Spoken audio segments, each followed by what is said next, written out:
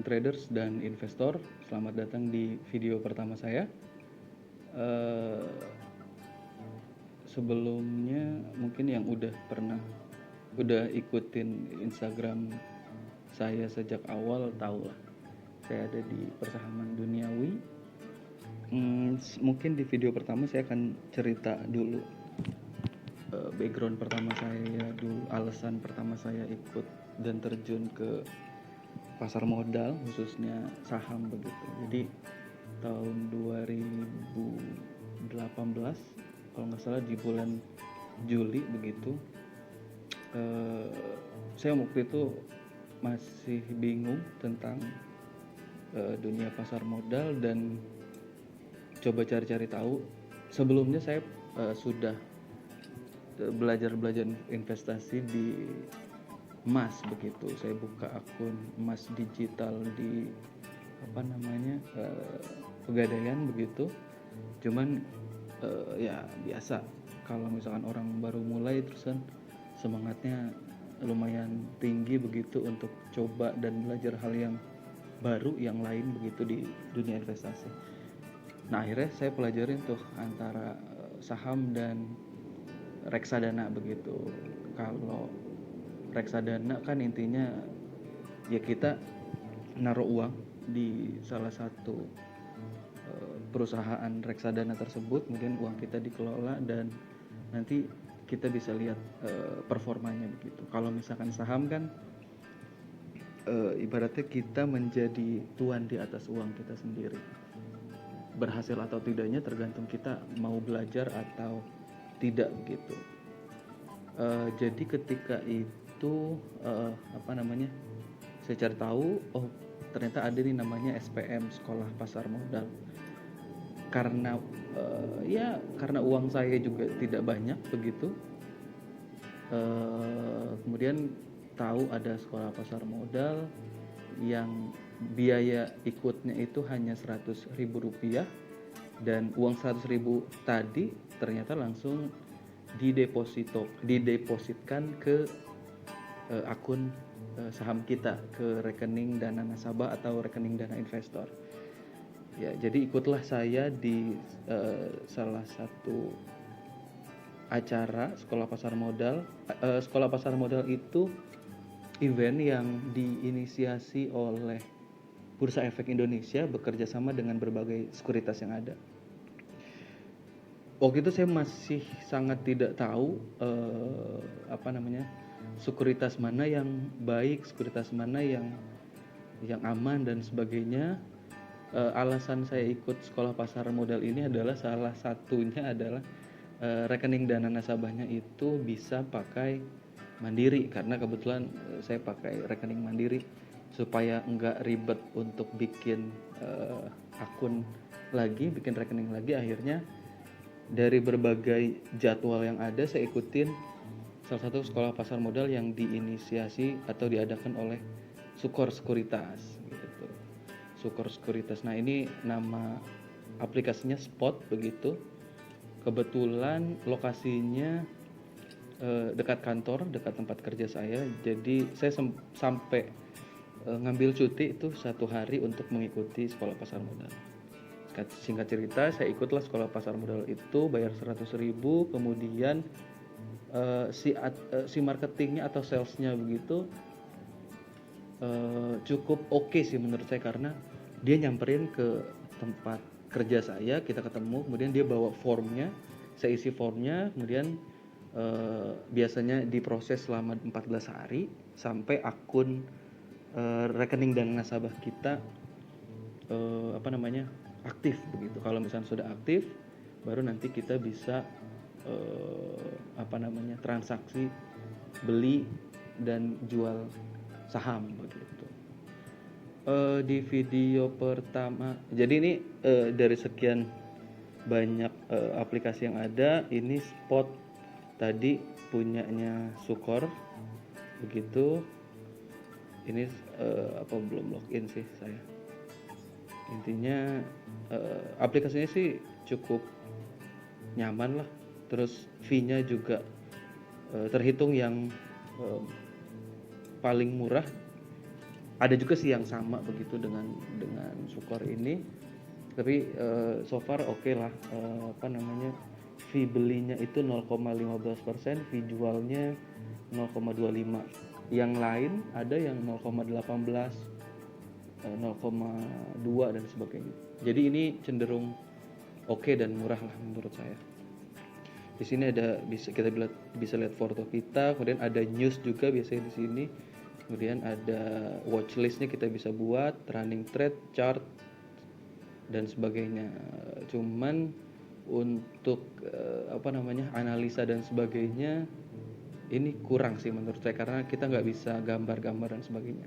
Akhirnya saya cari tahu lagi yang lain, ada namanya Stockbit gitu. Nah, Stockbit ini Stockbit ini punya Sinarmas Sekuritas begitu. Nah, ini satu-satunya online trading apps yang ada forumnya begitu.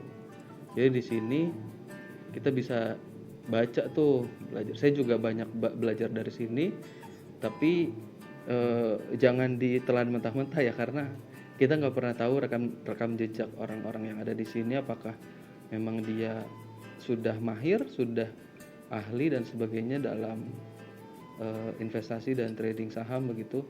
Jadi banyak tuh orang bikin prediksi, orang bikin analisa, orang nge-share apapun di sini tuh banyak. Jadi akhirnya saya install aplikasi ini untuk pertama banyak belajar sih. Pasti ketika pertama terjun ya nggak tahu tuh cara beli gimana, cara jual gimana, kemudian candlestick itu apa, indikator itu apa dan sebagainya gitu. Jadi walaupun saya online trading apps-nya di spot tadi, tapi saya cukup rutin untuk buka aplikasi ini untuk sekedar baca-baca yang ada di sini begitu, ataupun saya buat analisa juga di sini begitu. Nah, ini kita bisa, kalau di Stockbit kita bisa gambar-gambar dan sebagainya tuh. Oke lah menurut saya. Tapi Stockbit hanya bisa sampai time frame daily. Jadi cuma daily, weekly dan monthly. Jadi dia tidak bisa ke time frame yang lebih kecil lagi, seperti 1 jam, 4 jam atau 15 menit, bahkan 1 menit begitu. Tapi nggak masalah sih, karena kalau kita pakai time frame yang lebih kecil biasanya lebih besar dan tidak cocok kalau misalkan secara kemampuan technical analisis kita belum baik lah begitu. Jadi lebih baik pakai time frame yang besar saja, baik dari bulanan maupun dari time frame harian begitu. Jadi supaya noise-nya banyak kan. Kalau kita pakai time frame yang lebih kecil, pasti naik turunnya tuh lebih banyak gitu. Oke, di Stockbit tadi saya mau pertama kali ini saya mau jelaskan tentang pokoknya tadi intinya gitu ya, perjalanan saya di dunia pasar modal lah begitu. Terus kemudian biasa karena baru mulai, sering sharing di di akun media sosial begitu, baik di Instagram maupun Twitter. Tapi lama-kelamaan kok saya mikir, gue sharing pertama ilmunya juga belum seberapa. Terus biasa kalau trader awal itu ketika profit dimunculkan, terus kemudian ketika rugi ya dia nggak akan bersuara begitu. Akhirnya terus kan saya juga mikir bahwa apa yang saya share itu kan belum tentu semua orang punya ketertarikan yang sama. Siapa tahu kadang bisa ngeganggu juga nih, apaan sih nge-share tentang saham dan sebagainya. Akhirnya saya buatlah akun Instagram yang khusus, niat awalnya adalah untuk saya share tentang saham aja, apapun itu gitu. Entah itu pengetahuan baru ataupun Ya itu tadi mewadahi gairah trader pemula begitu ketika ingin membagikan sesuatu, baik itu hasil dari tradingnya, hasil dari investasinya dan sebagainya. Awalnya begitu, kemudian akhirnya saya belajar, ternyata di luaran sana ya memang masih banyak banget yang belum atau masih asing lah dengan pasar modal, yang bahkan tapi mereka punya keinginan untuk tahu begitu. Akhirnya saya nge-share tuh, pertama-tama nge-share, kemudian akhirnya sering interaksi di feed, di komen ataupun di DM begitu.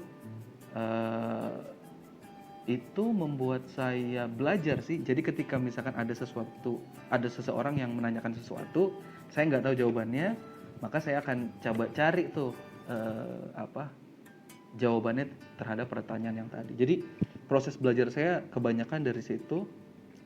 Selain itu juga saya buka di belajar di YouTube juga lah. Ada namanya JSX Pro ID. Nah itu bisa diikutin tuh sama teman-teman. Dia cukup baik menjelaskan dengan bahasa yang sangat mudah begitu. Ini saya juga habis itu saya baru install aplikasi TradingView nih. Ini oke, karena saya hari ini selain trading atau invest di saham, saya juga terkadang trading di kripto. Nah di TradingView ini semuanya kita bisa buat watchlist nih, mau indeks dolar, terus kemudian Bitcoin, emas dan sebagainya. Nah, kadang kan pergerakan harga dolar berpengaruh tuh, kadang ya, tidak selalu, tapi kadang berpengaruh pergerakan harga dolar dengan pergerakan IHSG. Beberapa hari lalu saya sempat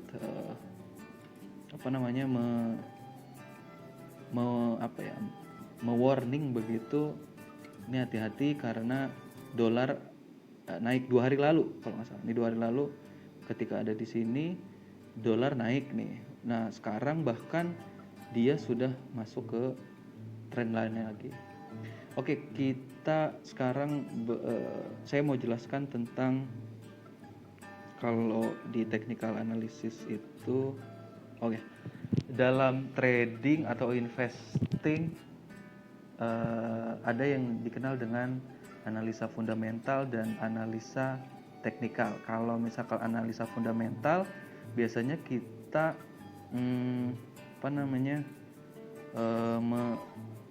membedah saham dari fundamentalnya, dari kesehatan keuangan perusahaan tersebut. Nah biasanya kalau yang saya sudah pernah share juga di Instagram saya kalau nggak salah ya, sebentar, saya pernah share di Instagram saya nih. Kalau yang belum follow, silahkan follow Persamaan Duniawi. Saya pernah share analisa fundamental. Nah ini 5 rasio analisis fundamental yang biasa dipakai. Ada earning per share, kemudian PBV, PER, ROE, dan DER. Nah earning per share adalah rasio memberikan informasi tentang laba bersih yang diperoleh per lembar sahamnya. Nah, rumusnya laba bersih dikurang pajak dikurang dividen dibagi jumlah saham yang beredar.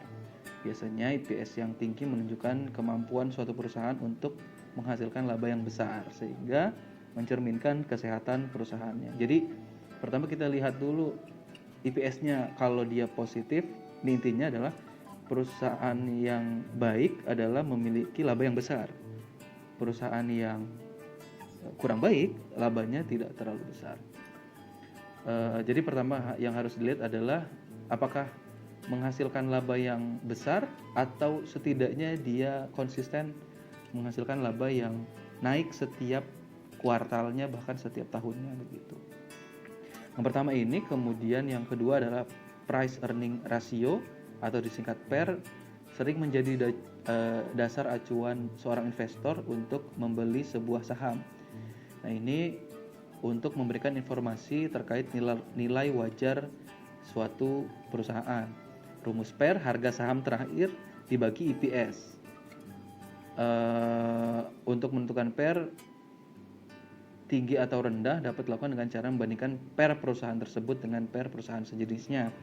Misal perusahaan konstruksi antara Wijaya Karya dengan Adikarya, kemudian PT PP atau Waskita Karya dan sebagainya. Jadi kita membandingkan di perusahaan sejenis PER-nya lebih tinggi yang mana. Kalau misalkan lebih rendah lebih baik gitu. Tapi juga harus dilihat dari tadi IPS-nya bagus atau tidak, kemudian pertumbuhannya seperti apa. Kemudian yang selanjutnya adalah PBV atau Price to Book Value, nilai wajar suatu saham. Ini juga sama, valuasi yang biasa dipakai untuk menilai harga wajar, apakah saham ini dinilai masih murah atau sudah mahal. Ini fokusnya adalah kepada nilai ekuitas atau kekayaan si perusahaan tersebut. Rumusnya adalah harga saham terakhir dibagi nilai buku per lembarnya. Biasanya di online trading apps itu sudah dirangkum begitu semua rasio-rasio ini. Nah, kalau misalkan PBV katanya kalau misalkan lebih dari 1 maka sudah overvalue, kalau di bawah 1 undervalue. Ini secara umum ya. Kalau misalkan nanti ngebedahnya bisa lebih kompleks lagi. Tapi intinya begini, kalau harganya lebih dari 1, misalkan PBV-nya 2, maka kita beli harga 2 kali lipat dari harga wajarnya. Gitu. Walaupun terkadang ada juga PBV yang 5 begitu, tapi orang-orang masih mau beli. Kenapa? Orang berani bayar mahal di satu produk, di satu saham, di satu perusahaan, karena orang menilai bahwa memang saham ini layak dinilai mahal karena performanya baik dari pergerakan harga, kemudian fundamentalnya kayak tadi pertumbuhan asetnya, pertumbuhan labanya, terus hutangnya juga kecil dan sebagainya.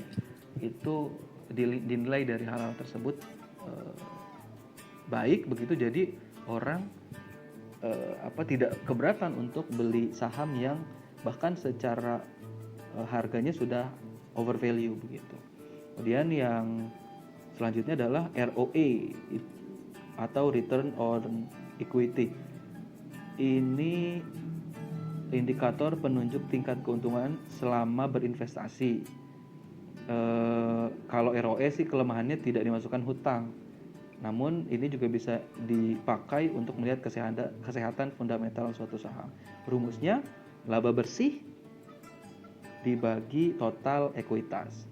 Nah, kalau ROE ini nanti teman-teman bisa baca di sini. Kalau ROE ini biasanya sering dibandingkan dengan kalau misalkan kita di deposito itu kayak bunga deposito gitu. Kalau misalkan di deposito bunganya 6%, misalkan kemudian kita pilih satu saham yang ROE-nya 25%. Gitu. Oh, berarti dari data historis ketika kita menginvestasikan uang kita di satu perusahaan tersebut, harapannya 1 tahun kemudian uang kita akan bertambah sebanyak 25%. Kalau ROE-nya 25. Itu kalau dalam kondisi yang normal, tidak ada krisis, tidak ada konflik politik atau sosial ekonomi yang ada di satu negara atau di negara kita begitu.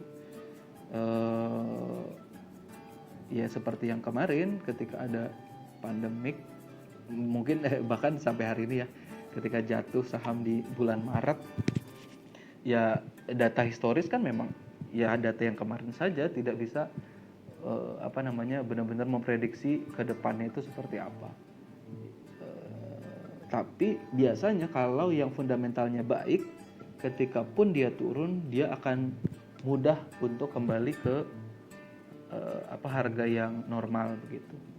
Kemudian yang selanjutnya adalah debt to equity ratio atau total hutang terhadap ekuitas. Nah, DER ini intinya kalau DER lebih dari 1 berarti hutang satu perusahaan itu lebih besar dibanding asetnya atau nilai kekayaannya begitu. Kalau di bawah 1 berarti ya hutangnya lebih rendah dibanding perusahaannya.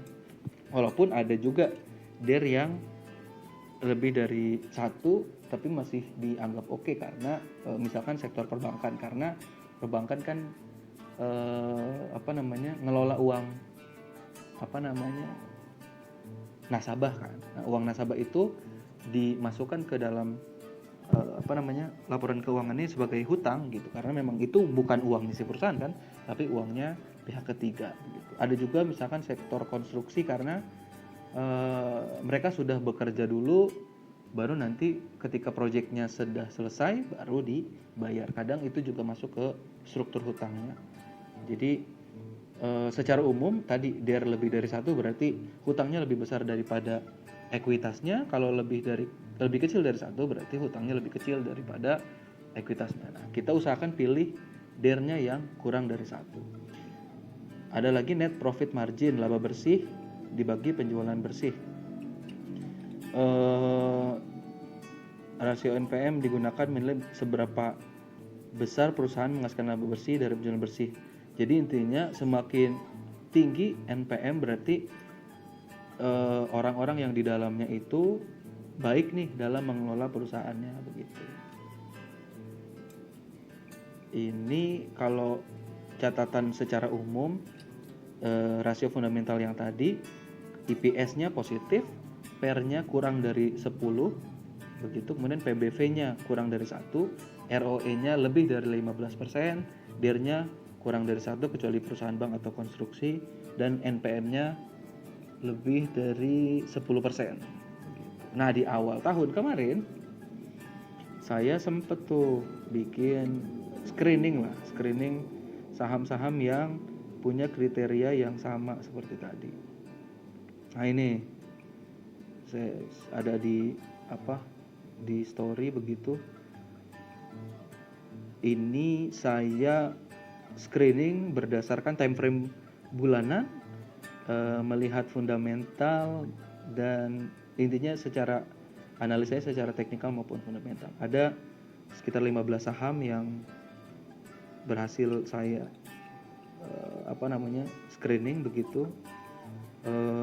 Dari ke-15 ini saya pilih 5 yang terbaik begitu. Ada di sektor finance ada BTPS, kemudian di consumer ada ICBP dan SIDO, di media ada MNCN, dan di konstruksi ada Wika begitu.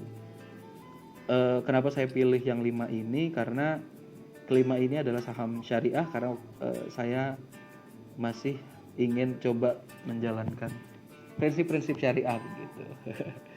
Tapi kalau teman-teman yang yang tidak memperdulikan hal itu, ya nggak apa-apa juga begitu. Ini yang bagus sebenarnya ada juga yang BBCA, BBRI juga bagus. Sorry. Begitu. Kemudian itu tadi analisa fundamental. Ini sudah berapa menit? 23 menit. Oke, saya tambah lagi analisa teknikal. Mungkin nanti dulu kalau analisa teknikal. Jadi tadi kalau misalkan kita pilih saham itu minimal kita lihat dari rasio yang ini. Tapi teman-teman juga nanti bisa belajar yang lain, seperti ada PEG namanya, price to earning growth. Jadi harga saham dibandingkan dengan pertumbuhan labanya itu ada juga, dan yang lain-lain lah untuk nilai valuasi harga saham, apakah bagus atau tidak untuk dibeli di harga tersebut. Untuk video pertama mungkin itu dulu. Terima kasih untuk teman-teman semua yang sudah senantiasa mengikuti saya di Instagram khususnya. Jangan lupa follow Instagram saya di Persamaan Duniawi. Kemudian saya juga ada channel di Telegram, sama namanya Persamaan Duniawi juga. biasanya kadang di DM ada yang minta gitu, Min tolong dong kalau misalkan yang di share di di story di share juga di di channel begitu supaya nggak hilang. eh, DM saya cukup aktif dan saya cukup rajin untuk menjawab pertanyaan-pertanyaan orang. Mudah-mudahan bermanfaat sih, mudah-mudahan mendapatkan insight yang baru begitu, ilmu yang baru dari saya. Intinya saya sama-sama belajar, saya juga baru terjun kurang lebih 2 tahun di dunia pasar modal, masih banyak belajarnya. Kita sama-sama belajar aja, jangan sungkan untuk tanya-tanya saya di Instagram begitu, di DM maupun di komen. Saya akan menjawab sesempat saya dan semampu saya begitu. Mungkin itu dulu. Terima kasih buat yang sudah menonton.